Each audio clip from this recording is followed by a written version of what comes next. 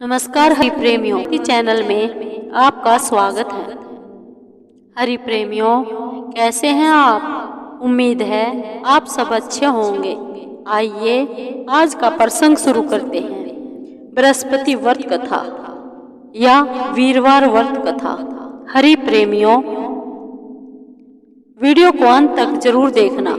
अगर आप चैनल पर नए हैं तो प्लीज सब्सक्राइब करें और बेल आइकॉन जरूर दबाएं ताकि आप तक हमारे सारे नोटिफिकेशन पहुंचते रहे। हरि प्रेमियों, आइए जानते हैं। सालों पहले एक गांव में ऐसा गरीब धार्मिक ब्राह्मण रहता था जिसकी कोई संतान नहीं थी। वह रोज नहा धोकर मन से देवताओं की पूजा करते हुए संतान की मांग करता था, लेकिन ब्राह्मण की पत्नी खूब आलसी थी। वह न स्नान करती थी न ही पूजा पाठ करती थी। पत्नी की इस आदत से ब्राह्मण बहुत दुखी रहता था। ब्राह्मण के धार्मिक गुणों से उसके घर में जल्द ही संतान के रूप में एक पुत्री ने जन्म लिया। उसकी पुत्री भी ब्राह्मण की ही तरह धार्मिक थी। जैसे जैसे वो बड़ी हो रही थी, पूजा पाठ में उसका मन भी उतना ही लगने लगा। वह हर रोज सुबह उठती, स्नान करती, भगवान विष्णु का ध्यान व जप करती थी। इसी तरह वो बृहस्पतिवार का उपवास भी करने लगी। इससे ब्राह्मण के घर की गरीबी भी दूर होती थी।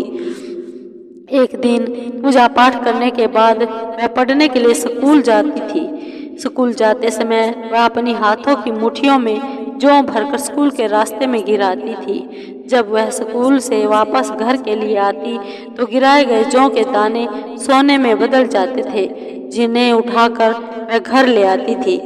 एक दिन ब्राह्मण की बेटी सोने के जौ सूप में बांध साफ कर रही थी।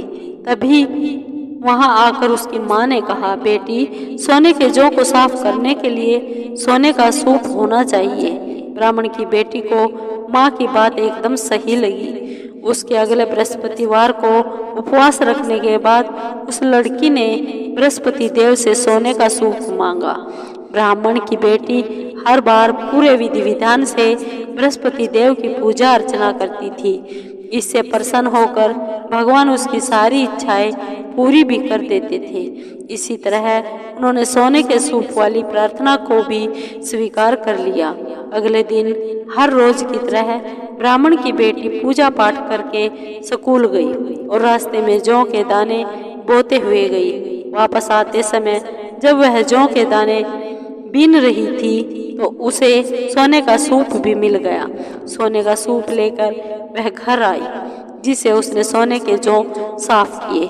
एक दिन इसी तरह ब्राह्मण की बेटी घर के बाहर बैठकर सोने के जौ को सोने के सूप से साफ कर रही थी। तभी उसके घर के सामने से एक राजकुमार गुजर रहा था। राजकुमार ब्राह्मण की बेटी को देखते ही उस पर मोहित हो गया। जब वह अपने महल पहुंचा तो ब्राह्मण की बेटी के मोह में उसने खाना पीना त्याग दिया। जब राजा को यह पता चला तो उन्होंने राजकुमार से इसका कारण पूछा। राजकुमार ने अपने दिल का सारा हाल राजा को बताया। अगले ही दिन राजा अपने मंत्री के साथ ब्राह्मण के घर गया। ब्राह्मण के सामने उसकी बेटी के विवाह का और अपने राजकुमार से करवाने का प्रस्ताव रखा।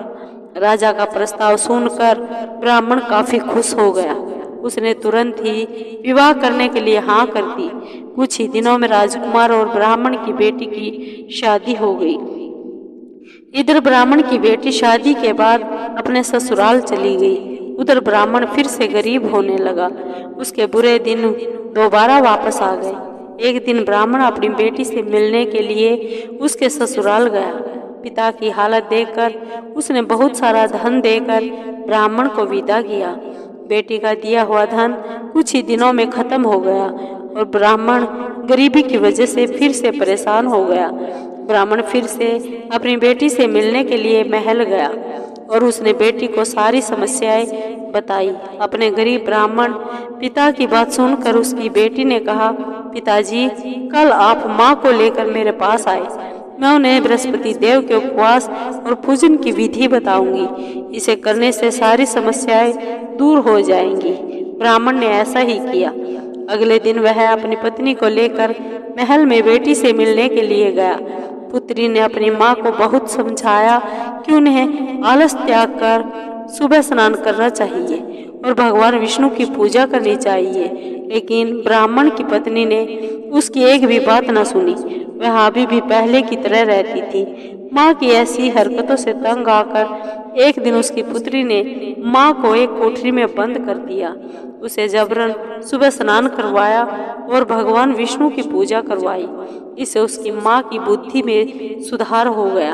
अगले ही दिन ब्राह्मण की पत्नी सुबह उठती, स्नान करती, भगवान विष्णु की पूजा करती, साथ ही बेटी के अनुसार हर बृहस्पतिवार के दिन उपवास भी करने लगी। इससे प्रसन्न होकर बृहस्पति देव ने उनकी सारी गरीबी और समस्याएं दूर कर दी। फिर वह एक सुखी और संपन्न जीवन जीने लगे।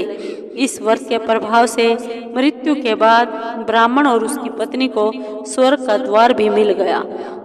आलस्य करने से किसी भी तरह का काम नहीं बनता। आलस्य को छोड़कर सुबह जल्दी उठकर पूजा पाठ करना चाहिए और मन शांत रहता है और सभी मनोकामनाएं भी पूर्ण होती है। हरि प्रेमियों, आपको ये वीडियो कैसी लगी? अगर आपको वीडियो अच्छी लगी हो तो लाइक कीजिए, शेयर कीजिए और कमेंट जरूर कीजिए, सब्सक्राइब कीजिए। धन्यवाद।